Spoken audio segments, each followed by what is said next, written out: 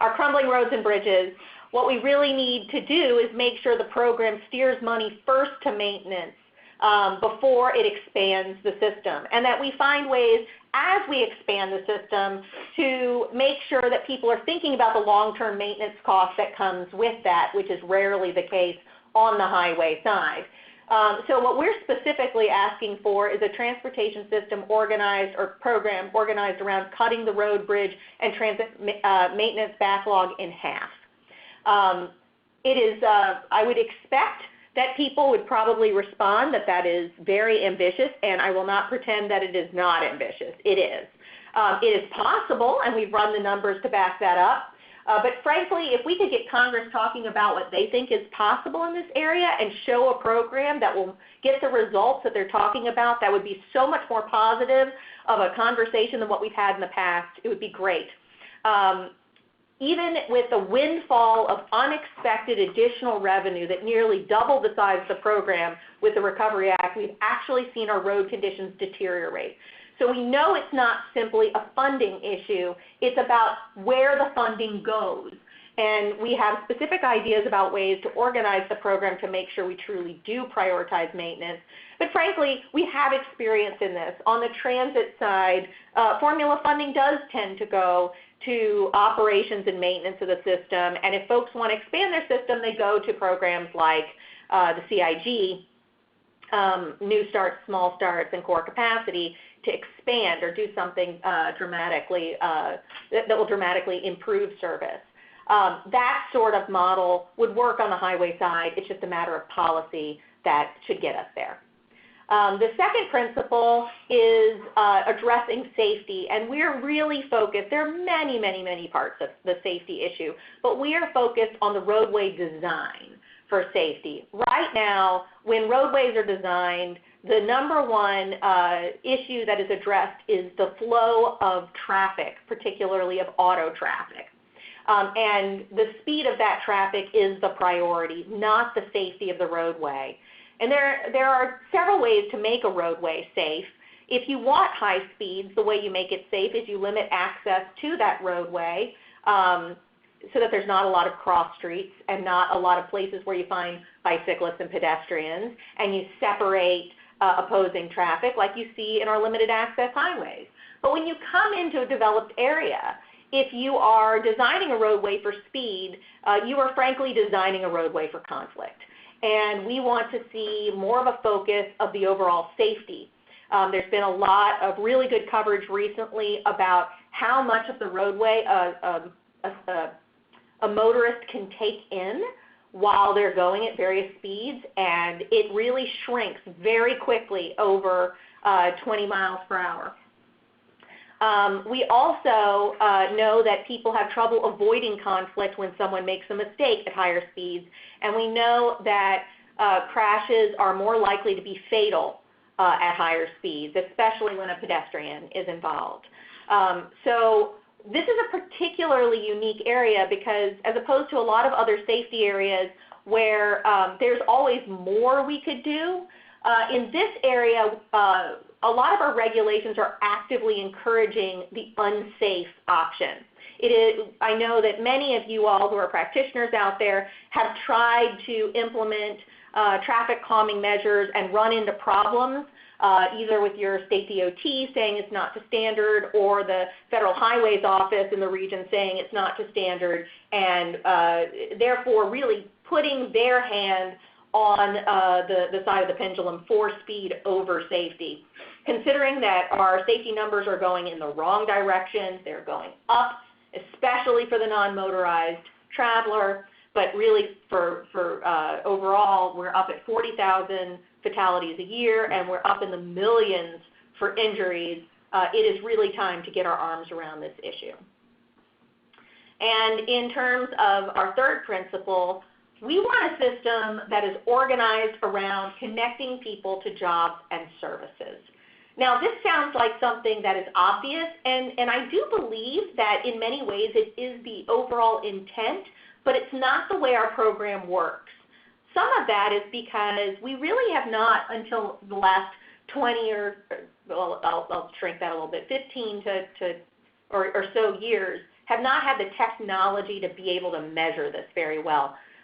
If you went back particularly to the 60s, 70s, 80s, 90s, the way you found out where people were going and how long it took them to get there was through very expensive surveys.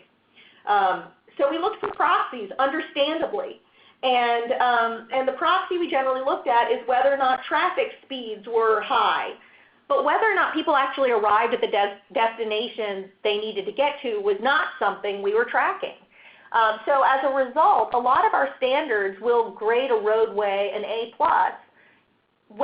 even if people are going around in circles at speed, even if they never actually reach their destination. But if they travel slowly to their destination, even if it's a very quick and convenient trip, it's considered an F. And that's because of our over-reliance on traffic speeds as being the way we measure the efficiency of the network. We have the technology now to measure whether or not we are connecting people to the jobs and services that they rely on. Thanks to GIS, thanks to cloud computing, and we have states that are using this right now, and we want to see more of the program organized around this, which is the true outcome that we're all seeking, and whereas it might not have been available to us as a true measure of the effectiveness of the system, it is available to us now, and we think the Fed should lead the way in deploying it. So those are our 3 principles that we care about. And as I said up at the beginning, in the past we have really talked about money, and the reason we've talked about funding as a priority is when I first got to DC in the mid-90s, the notion was the way you make reforms to this program is you put more money into it, and that way when you have to move the pieces of the pie around, because the overall pie has gotten bigger, nobody has to feel the pinch of that. Well, I can tell you after working in this issue for over 20 years, it never works out. It's not true. We've put more money into this program, and we really have not done the reforms that my organization cares about. We've not done enough to address those 3 priorities that I just listed out, and we have not held those who get the funding accountable for the outcomes that we should. So funding is not going to be our priority this time. And frankly, if the program isn't updated, from the model that we've had since 1982, then we are unwilling to put more money into this program. We think that it is dangerous, in fact, to put more money into a program that is currently rudderless, to say the least. At best, I can say the rudder is one that was laid out in the 1980s, and that's there's no program today that should be operating under the rules set out in the early 80s. So that gives you a sense of where we stand overall, and I'll hand things back over to Scott. Thanks again, Beth. I just want to make sure everybody's, ingested what is up on the screen, because I think it really sums up what Beth was just closing on, which is that one of the most widely read transportation newsletters in Washington, D.C., reported that the most important work on the transportation reauthorization will take place in the Finance Committee, which is responsible for figuring out how to pay for the bill. And so, that sends a signal that the most important thing about the program is that we spend billions of dollars, not what we're spending it on. And so as you heard Beth lay out, we're really hoping to change that conversation and get members of Congress and the public to have a conversation about what we should be spending that money on. And you heard Beth lay out the 3 principles that we think should guide that decision making. And so we come to that because we think the history of our transportation shows that we have a funding and not a policy problem. I think Beth laid that out in a lot of different ways, but we have a program that has undermined local community efforts to provide transportation choice. Beth laid out how it undermines safety and fails to promote access to jobs and services.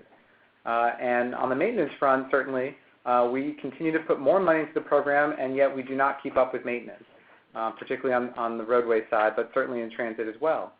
And it also encourages land use patterns that force people to drive more and further for basic needs, which undermines efforts to promote access, as you heard earlier, but also generates more congestion and more emissions, undermining our goals around climate change and health and equity.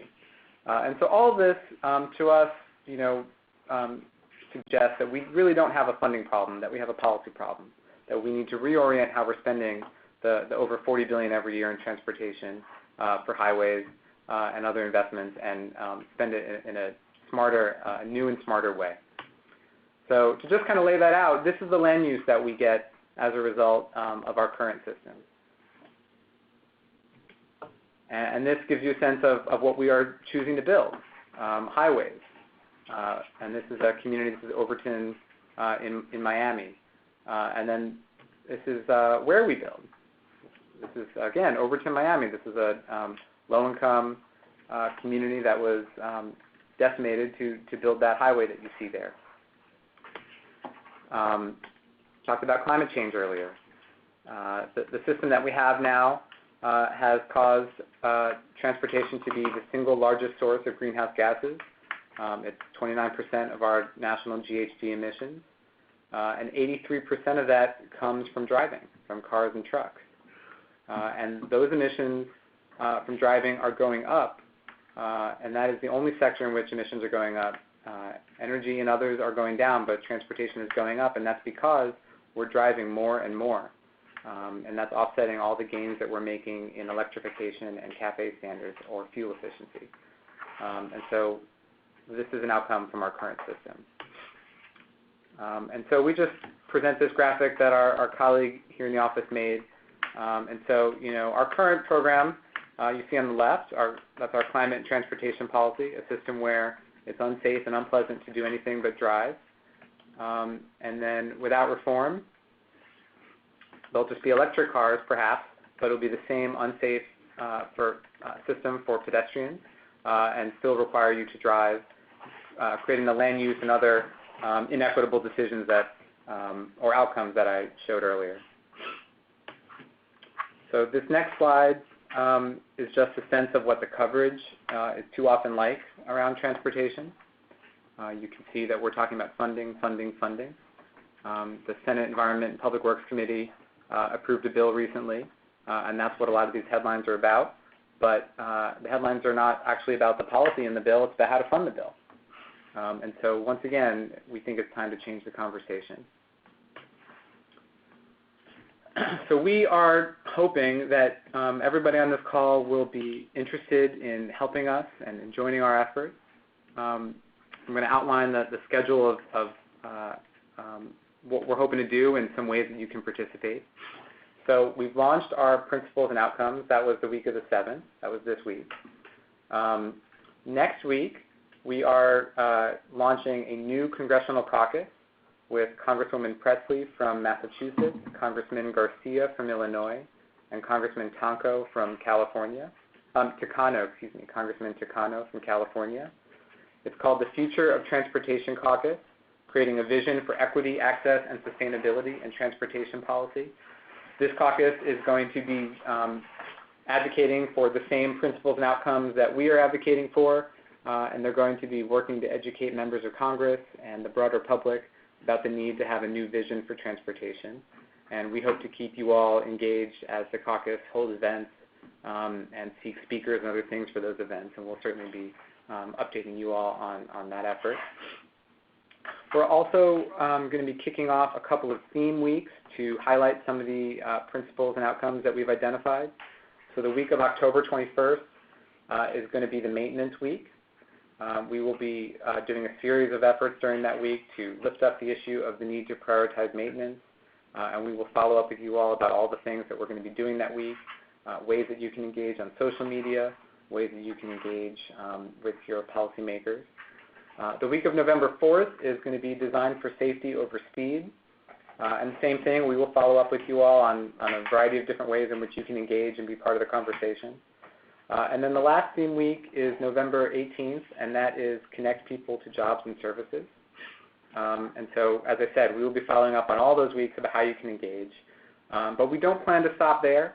We plan to regroup after the Thanksgiving holiday and think about additional weeks that we can focus on key issues and how these principles and outcomes can advance the conversation on some of those issues. So we'll follow up with specifics for each week, but we hope that you can participate by spreading the word on social media. We'll be doing tweet chats. We'll be doing Ask Me Anything. We will follow up with ways that you can engage with your legislators, with email and phone communications, in-person meetings if you're coming to Capitol Hill or if you are meeting in the district. And as we've outlined, we think the conversation in the media needs to change, and so we will be sharing opportunities to publish op-eds, being a source for an on-the-record quote in various stories, and so we will certainly follow up with you about specifics on all those. But we also want to show you that we're already having an impact, that we've started our work and it's working, and that's why we're so excited to keep going and hope that you'll join us. On the top left, you'll see something that says Beyond EVs. We held a tweet chat with members of Congress and advocacy groups from Washington and around the country to highlight the focus that when it comes to climate and transportation, we need to talk about more than just electrification. We need to talk about our transportation policy and how it incentivizes communities that are built to force people to drive more and more and more. So as a result of that tweet chat, we reached thousands and thousands of people we wouldn't have perhaps otherwise reached. We were trending in, I believe, Seattle and Washington, D.C. during the time of the tweet chat, and really generated a variety of news sources or news stories as a result. On the top right, we were featured on a very popular Netflix series, Patriot Act, talking about public transportation and the need to have this administration spend the billions of dollars that Congress has provided for capital investment grants. On the bottom left, we had a packed congressional briefing talking about the same message in the Beyond EVs tweet chat. We were educating members of Congress and their staff about how policy forces communities to build places that the only way to get around is to drive, which generates more emissions and undermines our goals on climate change. Again, the room was packed, and we're hoping to have more of those briefings. And then we recently made a splash when we came out and said we're not advocating for new funding, and that we need instead to fix our priorities, and then we can talk about money. And that's what you see on the bottom right there. So we've been, I think, having an impact, and we're hoping to work with you all to extend the reach of that and make sure that this message is relevant to your local community. And so we're getting to the end here. We just want to give you a state of play of what's happening in transportation. As I mentioned earlier, the Senate EPW Committee, Environment and Public Works Committee, they passed a highway bill in July. And that's mostly status quo. It's mostly the same programs and formulas that we're familiar with.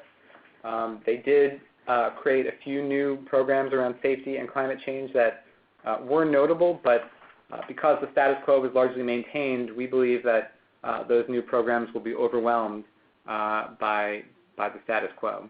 And as you saw in one of the slides earlier, the conversation around that bill was mostly about how to pay for it, not about the policy within it. Elsewhere in the Senate, the Commerce Committee, which has jurisdiction over passenger rail and some safety issues, while they had suggested they might have already moved a bill, they haven't scheduled anything and there's no evidence that they're moving forward. The Senate Banking Committee has jurisdiction over transit, and there's no movement in that committee on the transit piece. And then the Senate Finance Committee Chairman Chuck Grassley has recently said that a gas tax is, quote, off the table, and that his committee will not think about paying for any kind of bill until Senator McConnell identifies how to pay for it. So it doesn't look like they're moving too quickly in the Senate. And on the House, the Transportation and Infrastructure Committee, which has the lion's share of jurisdiction over new policy, has been working on a bill behind the scenes, but there's no evidence that they intend to move it quickly. And so we're still waiting on them to act. You know, the conversation in the hearings that they've held has been, you know, often about funding as well.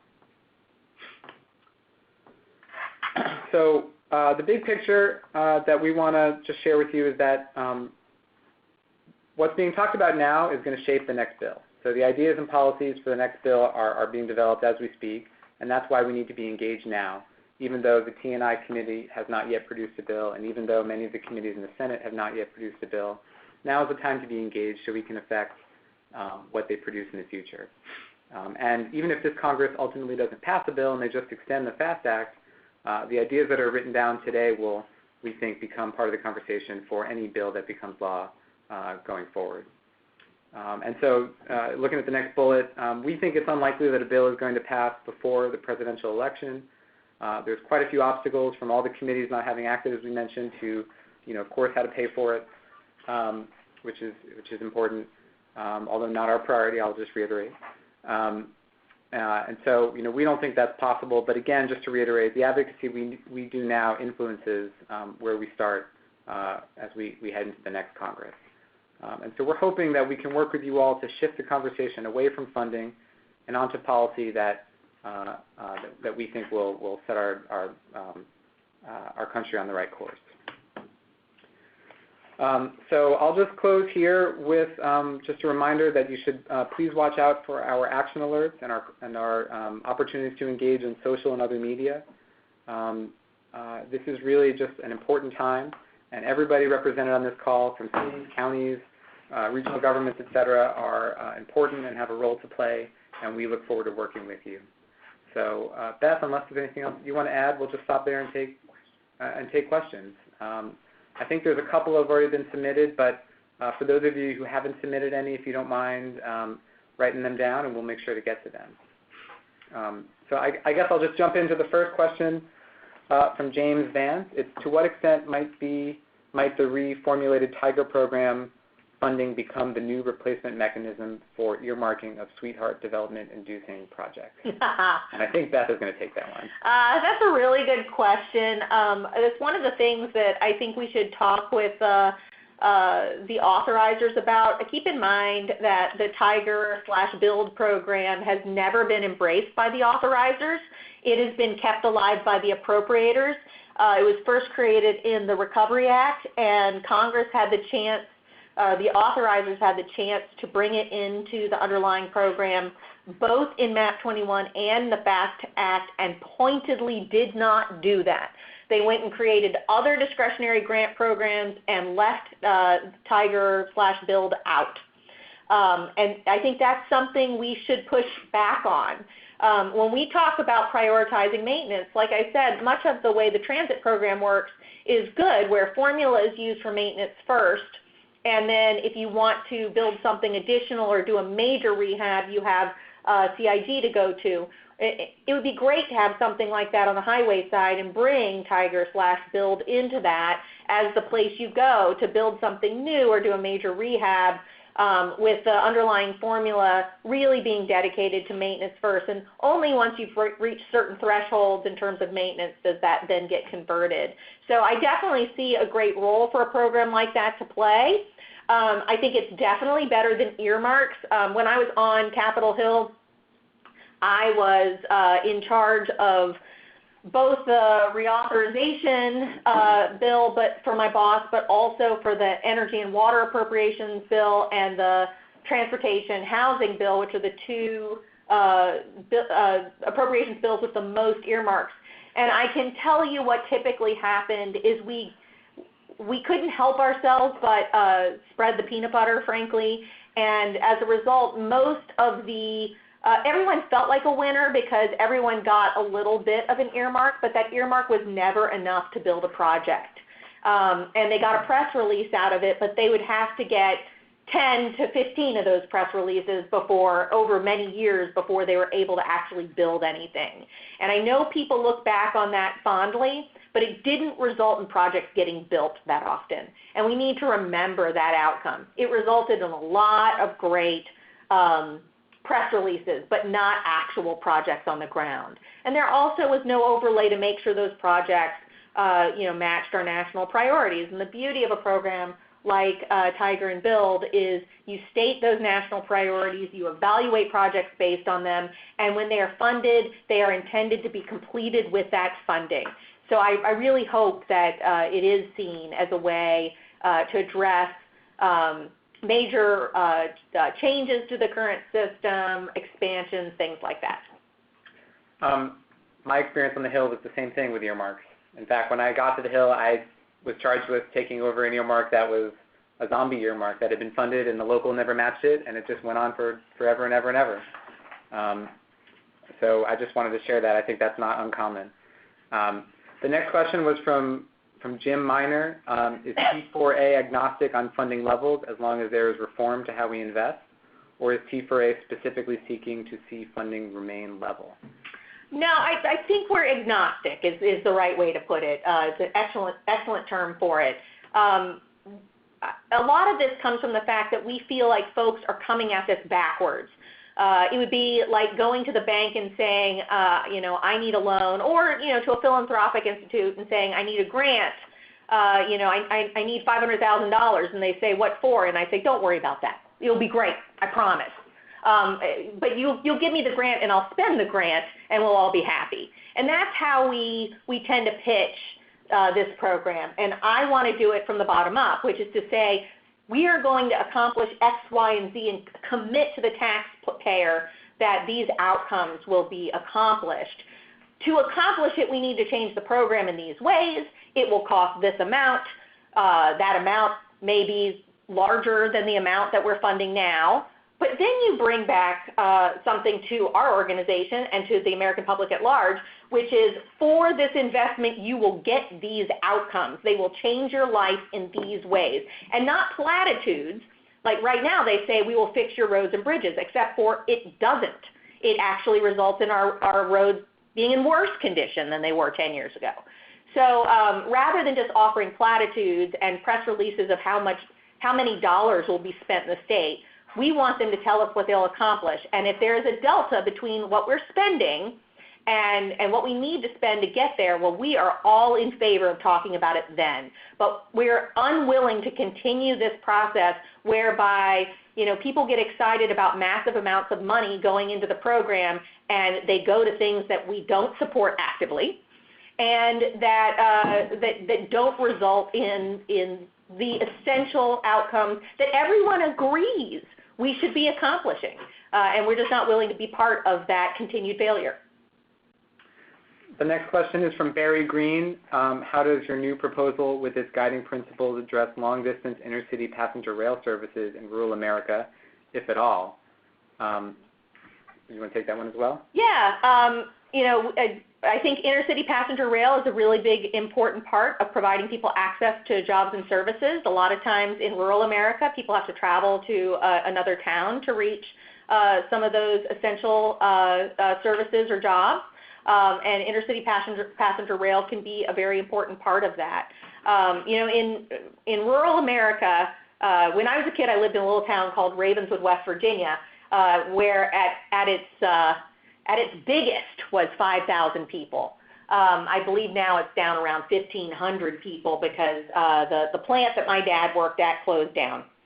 And when I was there, and admittedly this was in the late 70s, early 80s, we had a downtown, and me at 10 years old, I could walk anywhere in town. There was no place a person couldn't get to on foot. But then the downtown hollowed out, and to get to those same services, everyone had to drive, 15, 20, 30 minutes outside of town to reach those things. And one of the things we find is when you really look at access to jobs and services, it's not just transportation solutions that become obvious. It's development solutions, including the way we use tax incentives for those developments.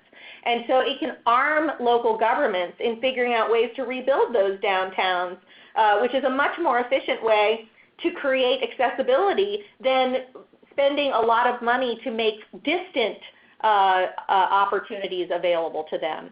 Now, in rural America, they're always going to have to travel more than in very dense urban areas. But there's no reason that they should have to go 30 minutes to find a bank. And these are things that we can arm local governments with if we just provide them the data that is now readily available. The next question is from Louis Flora. Do you think Congressman Young from Alaska might be convinced to join the Future of Transportation Caucus? We will ask him. We would welcome anybody of any party to join it, and so we will make a point of asking him. And we would love, frankly, for those of you listening in to also make your members aware of the caucus and invite them as well. I think frankly, they'll be a lot more interested to know that you want them to join than that we want them to join. I'd love to think that I have universal persuasion over all members of Congress, but it's not true, and frankly, they care about their local constituents most of all. So I highly encourage you all to point it out to them and make the ask. And if you think that you, in talking with one of those members, have hooked them and gotten them interested, let us know, and we will definitely follow up. I'm just there's a question from Daniel Hansberry that's on the same subject, so I'll just jump to that, and then we'll jump back to the next one. Daniel wanted to know who the members of the caucus are. There's about a dozen now, but I had listed the co-chairs, which are Congresswoman Presley from Massachusetts, Congressman Garcia from Illinois, and Congressman Takano from California. Those are the co-chairs, but there's about a dozen total who are members, but that number is changing as we get more members. So going back to the previous question from Ellsworth Strasburger, forgive me if I've mispronounced the name, what efforts are in place to engage with state legislatures on these principles? Specifically, Maine just impaneled the Transportation Funding Commission, and so far the message has been that the focus is on expanding funding for more of the same car-centric infrastructure.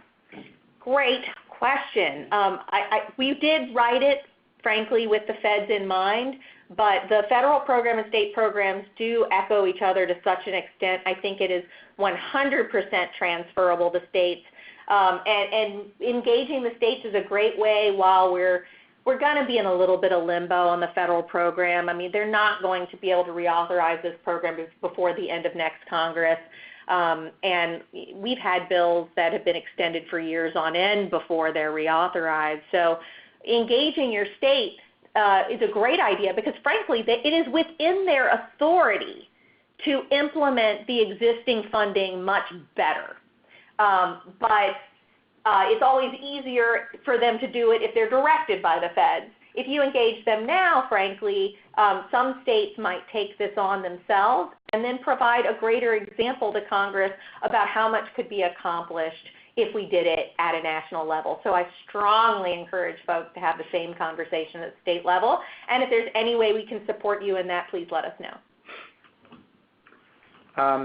The next question was, what other national organizations are signing on? Is the Bike League, for example, signed on? We have just rolled this out, and we haven't yet officially asked anybody to sign on. We're just spreading the word now. But we work closely with the Bike League, for example, but lots of national, state, and local organizations nationwide, and we hope to partner with anybody who's interested in advancing this mission. Yeah, and I would say we have gotten really positive feedback almost across the board, not just from our allies, but from organizations that we don't work with very often. Some have a very narrow focus. You know, it might be a safety organization super enthused about our safety prong, or a local government group is interested in our maintenance prong, and we'll look for ways to engage with folks that might not have quite as broad of a focus as we have, and would love for anyone out there to incorporate it into their own organization's work and join us. I'd say, except for one or two organizations out there, it's just been an overwhelmingly positive response. From Peter, what is the role of technology to support T4A's policy objectives? I'm sorry, can you say that one more time? What is the role of technology to support T4A's policy objectives? Yeah, I think that there is a possibility for technology in all of the three priorities. So in terms of maintenance, there's a lot of great technology out there to help us target maintenance to the infrastructure that needs it most. You know, you see the way a lot of DOTs do their inspections, and it's the same way we've always done it, visual inspections, things like that. And there's a lot of great technology now available that can allow us to determine, which bridges, which infrastructure really needs the attention. So in terms of prioritizing that maintenance, there's certainly a technological answer. The access to jobs and services is almost an entirely technological answer because it's based on the existence of GIS and the ability to, in a very short time period and for very little cost, because of cloud computing, to be able to calculate millions of potential different trips in a very short period of time. So it is because of those technologies that I think we can do both of those more efficiently. There's also, frankly, in our ability to measure access to jobs and services, it spits out a lot of other information with it, like what the expected VMT will be, what the expected mode shift will be, what the expected household transportation costs will be, what the expected activity level will be, what the expected safety results will be. It all comes from that. So that same technology can really help us figure out what the right roadway design is to support maximum safety for all users. So there's definitely technology that can be helpful. I will add one more thing.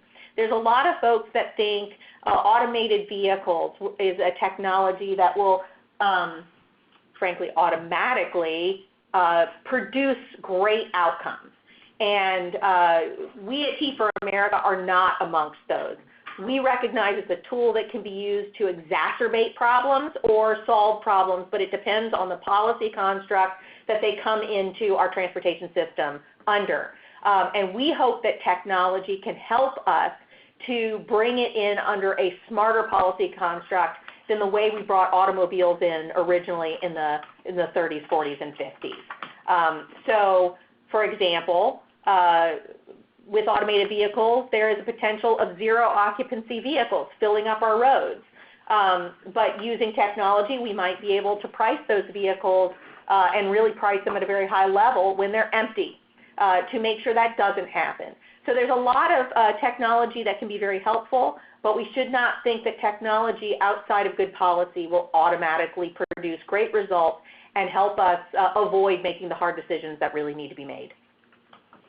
The next question, ENO recently held a webinar laying out various ways for changing the way highway funds are allocated, and one approach was to base some portion of the funding on the safety performance data required under MAP 21.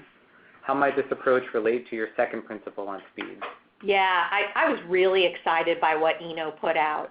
And frankly, just talking about that in the first place and connecting funding to an outcome is something that we have not really discussed in this city very much. So I think it very much relates to it. It's one of the things that we would suggest in implementing our principle too, is that one, states would not and MPOs would not be able to set safety targets that are worse than existing results. So right now, under the safety performance measures, a state could say 800 people died here last year on our roadways, and our target is for it to be 850 next year. And I believe it's about 17 states right now across the country have a target to kill more people on their roadway next year than this year. What that does is it allows them to project what's going to happen passively and then just set that as their target. And what we want to see people do is have to set a real target to bring down deaths and then have to make the hard decisions to back that up. And the hard decisions are going to involve not allowing cars to go at inappropriately high speeds through highly developed areas. But until we kind of force that decision, they're not going to make it on their own because it frankly is a hard decision to make, and there are a lot of people that will fuss at them. So I'd say back to the original question about ENO, what they're putting out is really exciting. I'm looking for opportunities to partner with them, and I think it's a sign that the ground is right for these sorts of conversations this time through. The next question was, or is, what should the ideal road transit split be in terms of funding? And then same thing for bike and pedestrian facilities. So that's a really good question, and I don't know that I believe that we need to have a specific split. If we have the right goals and the right targets in place, it will automatically answer that for us. But right now, we don't choose projects for funding based on outcomes. We separate it based on mode, and then we see what we get. And we have seen what we got. We get a lot of fatalities and we get a lot of emissions. If we set it on access to jobs and services, you would see areas that have, especially access to jobs and services for lower income people, you would naturally see that walking, biking, and transit would get a bigger piece of the pie because it would deliver the result you're saying that the program needs to deliver. I'm very concerned about having a program that presupposes the answer to the transportation problem by dividing it by mode right off the bat. However, we may see Congress say that their number one goal, for example, is to reduce climate change emissions. And if we're going to do that, we would have to invest very heavily in non-auto modes, and so you might see a shift based on that. But to me, it's about connecting it to the outcome you really care about. Right now, the outcome we care about is moving cars fast, so the split we have right now makes a lot of sense. From South Sioux City, why not just have a transportation revenue sharing to let states set their own priorities for funding versus numerous federal programs? That's what we have right now, and it is very effective at getting money into the state's hands for their priorities.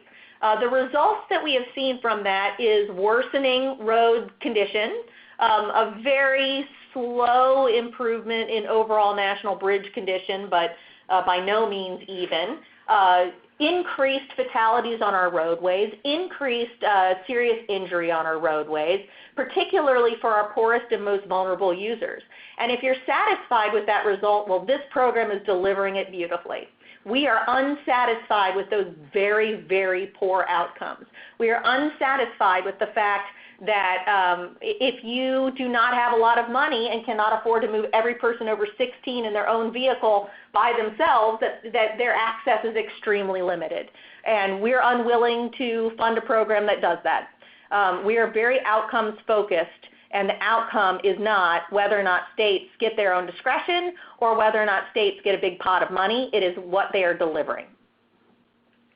On climate change, Robin points out that the transportation sector is the largest contributor to greenhouse gas emissions, yet none of the three principles directly relate to the need to create a sustainable transportation system with reduced emissions. So we had a lot of conversation about this, and one of the things that may not be obvious from our card, but will be more obvious from our supporting material, is a program focused on access to jobs and services is naturally going to be a program focused on more efficient movement of people and reduced emissions. We chose to talk about it through an access to jobs and services lens for several reasons. One is it gets a universally positive response. And even for climate deniers, they want good access to jobs and services. And if good access to jobs and services just happens to come with less greenhouse gas emissions, well, they might just tolerate it. And we really want to see the result. Again, we're very outcomes focused. If you start with climate change, there's a lot of doors that close to you, unfortunately. But like I said, in areas that have high accessibility, particularly access to services, you see VMT go down, you see greenhouse gas emissions go down, you see household transportation costs go down, you see physical activity go up. So there are just a lot of things that are connected to that goal that are things that we have been trying to accomplish in the transportation field. But in talking about it as access to jobs and services, we now have a way to quantify it so an engineer can design a project around it and a program leader can prioritize projects based on it, rather than saying, well, we know it when we see it, but it's not as serious of an engineering measure as something like level of service. We've now found a way to have something as quantifiable and as engineering-based as level of service, and we feel like that is a total game changer, not just for climate, but for quality of life, for public health, and for cost savings to the household. On the same subject of access, Jeff asked, what would implementation of the access principle look like in reauthorization? Is it just data collection, or are you proposing strings to be attached to federal funds? So I would want folks who are implementing the program have to measure accessibility the same way they have to measure things like congestion now. In fact, ideally, we would replace the congestion measure with accessibility because accessibility includes congestion within it. It's just one of many factors that contribute to accessibility rather than treating it like the only one that matters. Two is, yes, I would love to see the program really focus on prioritizing access. I'd love to see Federal Highways purchase the tools for all departments of transportation and MPOs the way they do congestion data now. Again, congestion data is part of accessibility data. It's just we're focusing only on that instead of all the pieces of access. And so I think we can offer transportation planners and engineers a much more complete view of what's going on and a view that includes all users, even those that might not have enough money to have their own personal reliable automobile. And as someone who was one of those people in college, I can tell you it is really obvious when you're being left out of the system. And it's just not something that we should be doing. We should make sure that all people can get where they need to go. So it's definitely about measuring the right things. We are going to have to figure out a way to connect the overall program to these outcomes. It is not organized that way. While we have performance measures, really there's no consequence for failing to meet any of them. And so having a conversation about really connecting performance to funding would be an excellent conversation to have. Joshua asked, how do we balance the dire need to expand transit with the call for fix it first and prioritize maintenance? So right now what's happening is a lot of states are expanding their roadway system and running up the cost on maintaining the existing system by doing so. If we don't get our arms around this, the cost to maintain the, quote, existing system in 10 years is going to be significantly larger than this, and it will be even harder to get to transit. We want to see a focus on existing systems, and when I was at USDOT, the FTA put some time and attention to this as well, in focusing on maintaining what we have before building onto it. But we definitely want to see transit expanded across the country. We've been one of the biggest defenders of the program, and we spent a lot of time exposing how this administration is holding up transit funds. We don't want to see that go on. We really believe that this accessibility lens shows people how valuable transit can be, how valuable walking and biking can be, and how valuable a good land use and good development pattern can be to making transportation work in the first place. In California, Miguel asked, in California, agencies like Caltrans are fighting back against equitable and active transportation change.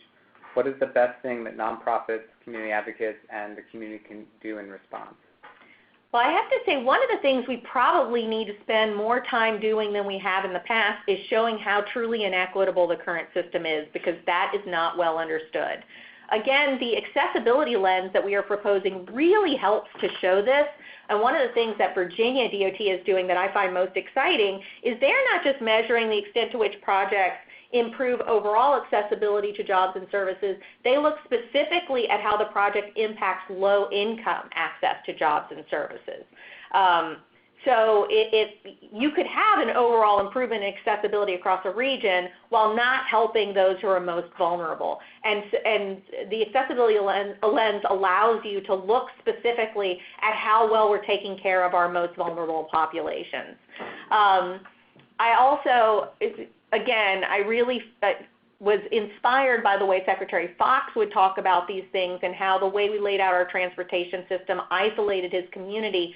But we need hundreds more of those stories. We need people to familiarize themselves, people who are often higher income people and used to getting themselves around and spending a huge portion of their income on transportation, but they're fine with it, how that doesn't work for a lot of people. When I was in the administration, created a portal that showed the Housing Plus transportation costs, and it opened a lot of eyes. And these sorts of things just need to be done more broadly. One of the things I've been very surprised by is when we talk about things like congestion pricing, people point out the inequities in a congestion pricing model, but they don't ever start from the fact that our current system is incredibly inequitable. And while there might be some equity issues in congestion pricing, they're often less than our existing system. So again, we need to educate people so that they even recognize the problem, and then they might be willing to engage with us on the solution. And we're getting close to the end here, so we don't have time for too many more questions, but we'll do one now, and we'll see if we have time for one more. Patrick wrote, it seems like the movement away from more funding is different than most transportation and transit advocacy groups. Do you have any concerns of how this will resonate in Congress? Will it add confusion? And what has been the reaction or pushback from similar trade groups? So far, other than the Chamber of Commerce, I think the response has been pretty positive, frankly. And it's been positive on and off the Hill. The feeling I get is that after 4 or 5 reauthorizations where the program has grown and there's been very little reform in our priority areas, people don't have a lot of faith that raising the gas tax or a major windfall of cash will make any difference. All it will do is fund the program we have now that is again focused on car speed, is killing more people every year and injuring more people every year, is not resulting in us getting through the maintenance backlog, is not resulting in us really being able to invest much in as much as we need in transit. So maybe the timing is just particularly ripe, and people are just kind of saying that they won't be fooled again. And I will say that since I got here, 20 plus years ago, I've never seen a caucus on the Hill super excited to talk about outcomes. This is really different and really new. So, like I said, the time just might be ripe to do things a little bit differently. I think we're out of time. So we appreciate everybody participating and all the great questions. There's a couple of questions we didn't get to, but I think we can endeavor to, we can endeavor to respond to those. And my colleague is reminding me that we are doing a Twitter Ask Me Anything tomorrow at 2 p.m., and we will send around information about how to participate in that to everybody. Yeah, use the hashtag AskT4. So you use the hashtag AskT4America, and our policy experts will be ready to answer not just your questions about our 3 principles, but any transportation policy question from 2 to 3 p.m. East Coast time tomorrow. Or just tune into our Twitter account at @T4America, and all the information will be there as well. So we'll send around this presentation, the recording of the presentation. We'll send around the details of the Twitter chat that Jenna just shared. And we just really appreciate everybody. And last, we will also send around opportunities to engage as we move forward with this, and we hope that you'll join us. So with that, thank you very much.